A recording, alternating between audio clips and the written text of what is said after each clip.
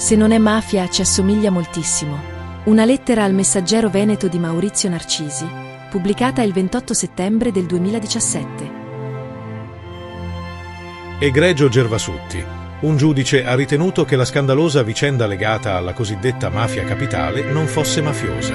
Decide infatti la legge cosa è mafioso e cosa non lo è.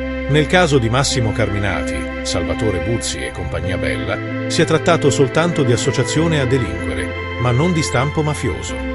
Non sono un mafioso, quindi estraneo a certi metodi.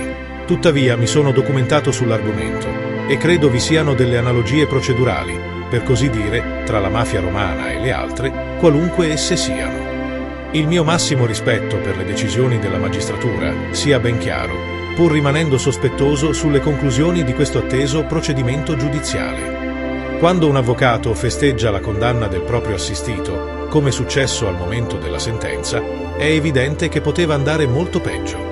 Per come posso interpretare i fatti rimane in me la sensazione che il togliere l'aspetto mafioso dal contesto abbia creato le condizioni affinché una sorta di vaso di Pandora capitolino potesse rimanere sigillato, assieme alla inesauribile connivenza tra la politica e il crimine organizzato che avrebbe coinvolto un maggior numero di attori rispetto a quelli effettivamente indagati e puniti.